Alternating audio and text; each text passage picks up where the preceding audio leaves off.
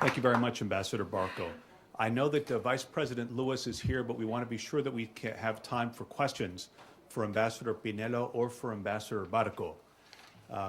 We have a question over here. If we could wait for the microphone and then once again identify yourself and then let us know to whom you direct the question. Yeah, my name is Federico and De Jesus, and I want to make a question for the Ambassador Pinelo. I'm going to do it bilingual, so for the benefit of folks here. Embajador, gracias por venir. Mi pregunta es la siguiente. Dada la historia lamentable de intervención estadounidense en la política interna de algunos países de nuestro hemisferio, en ese contexto, ustedes pues, han procedido a votar a ciertos funcionarios americanos de su país, diciendo que han intervenido políticamente en la política y que han conspirado en contra del gobierno de Bolivia. Dado ese contexto, sin embargo, pues algunos dicen que eso responde más a tratar de distraer la atención y echarle la culpa a Estados Unidos de sus problemas, o que responde a iniciativas en realidad de Hugo Chávez.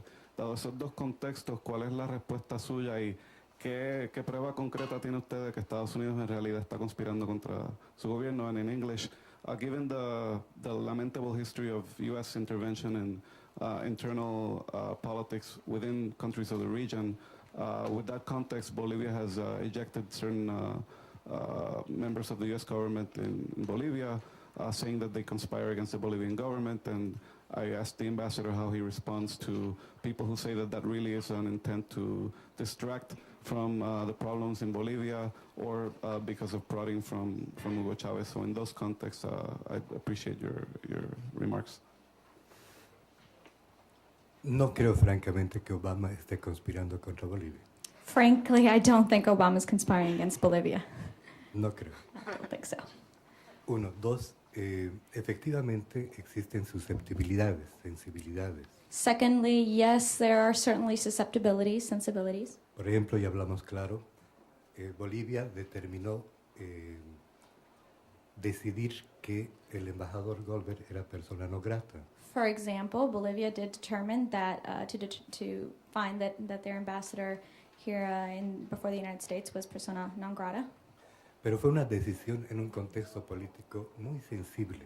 But this was a decision in a political context. It's very, very sensitive. ¿Qué pasó con el embajador Goldberg? What happened with Ambassador Goldberg? No estoy en absoluto, no voy a calificar el trabajo del embajador Goldberg. I am not going to qualify Ambassador Goldberg's work. No lo voy a hacer. Pero está claro también que el diseño de las instituciones de las que él depende. But it's also clear that the institutions from which his work depended le generó problemas en Bolivia. Y les doy un ejemplo. Generated problems for him back in Bolivia, and I'll give you an example. Es como si yo acá, It would be as if me being here, en este momento, in this moment, invitara a este radialista, ¿cómo apellida? Tapia. No, que le dijeron que era republicano, radialista, que sí. Rush Limbaugh. Es como si, por ejemplo, it's as if I invited right now a kind of radioactive personality, for example, Rush Limbaugh. Lo visitara, le planteara trabajo conjunto. If I visited him, discussed work with him. Y Obama me mirara. And Obama would observe this. Obviamente no lo voy a hacer. Obviously, I'm not going to do that. El diseño de mi cancillería lo impide. My very mission forbids it. Y obviamente, si me obligan, lo represento. And of course, he does not represent. Entonces, la actividad del embajador Goldberg generó susceptibilidades. Therefore, Ambassador Goldberg's activity generated susceptibilities. Un poco similares a las del ejemplo que les he puesto. Similar to the example I just posited. Uno. Dos. Venezuela es un proceso distinto al de Bolivia. And with regard to Venezuela, that is a different system from Bolivia. Como he intentado decir en la mañana, nosotros nacimos de un proceso de acumulación de por lo menos 30 años. As I said earlier, Bolivia, in the case of Bolivia, we surfaced throughout a process of at least 30 years. Donde la base, la gente, el pueblo, el territorio se expresa. Where the base, the people do and are now able to express themselves. Nosotros nacemos desde abajo. We are born from the bottom, Y las relaciones que tiene nuestro presidente Morales and the relationships of our President Morales con el presidente Chávez with President Chavez son relaciones de respeto, is a relationship of respect, las mismas que nosotros tenemos con el presidente Uribe, con la presidenta Bachelet. as we have with President Uribe, President Bachelet. Son líderes de dimensión internacional These are international leaders, que no las puede uno and one cannot restringir restrict these a un relationships cuarto que genere susceptibilidades también. to a kind of room or a small confined space that also will generate susceptibility. Y sí, tenemos problemas hoy. And yes, we do have problems today. Son parte de los problemas de un proceso de transición. They are part of the problems that accompany a process of transition. Los vamos a enfrentar We will face them, y esperamos en ese sentido and we hope in that regard alianzas estratégicas que ojalá salgan to achieve strategic alliances that will surface de la cumbre de Trinidad y Tobago. from the summit in Trinidad and Tobago. Thank you, Ambassador. Other questions? Yes.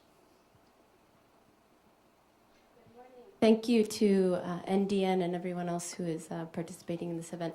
My name is Sheda Nafisi, and I work for the Indian Law Resource Center. It's a nonprofit organization that works on the rights of indigenous peoples and believes strongly in the importance of working with the OAS and the United Nations on these issues.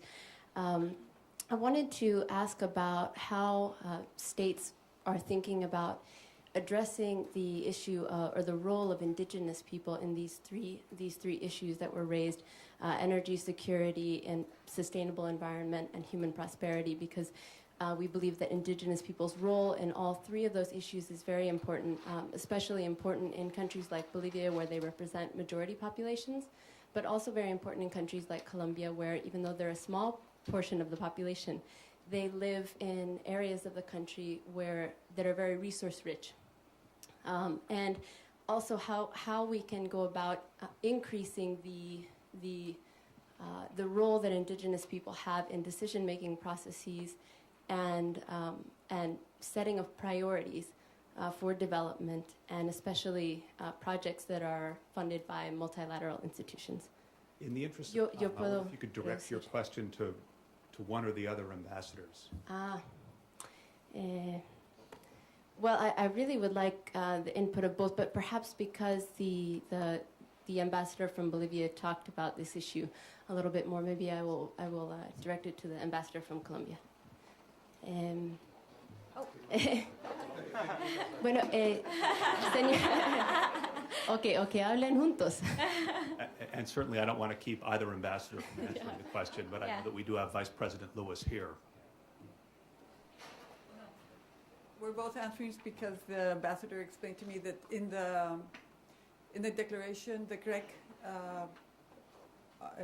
commitment is well expressed. I agree totally with you. Colombia has given back in natural reserves a large part of the Amazon precisely because there is the understanding that the indigenous groups know how to live and sustain and understand that environment very much. And in our constitution, this is recognized to them as we recognize some lands also. I think with our indigenous populations, we need to continue and understand this great sensibility that they have, but I think we also have a great commitment to reach them with respect to aspects that have to do with poverty and making sure that they do receive the adequate education, respectful of their cultures, but I think those are some of the challenges we have. But Martin von Hildenbrand, who is very, very strong Colombian, defining these policies, has just been recognized with a wonderful prize, the Skoll Prize, this week because of the kind of work we're doing in Colombia and that we would also like to share. We can continue to improve, but I think there is a very important understanding in our Constitution that the indigenous populations have a very respectful and sustainable way of living in our very delicate environments of our rainforests. Thank you. We have time for perhaps one more question for these two ambassadors. Yes, sir. Right behind you. My name is Antonio Flores. I'm the president of the Hispanic Association of Colleges and Universities based in San Antonio, Texas. And we have over 460 member colleges and universities throughout the U.S., as well as institutions throughout Latin America, Spain, and Portugal. I guess the question in that context is how are those kinds of summits and strategic initiatives that are continental in nature, taking into account the important presence of Latinos in the U.S. We are more than 50 million, the second largest Hispanic population in the continent after Mexico, and growing faster than any other.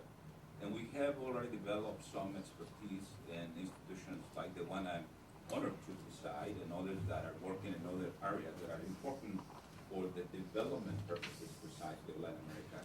How are they being incorporated into these important strategic initiatives? Good. Ambassador Pinelo, Ambassador Barco.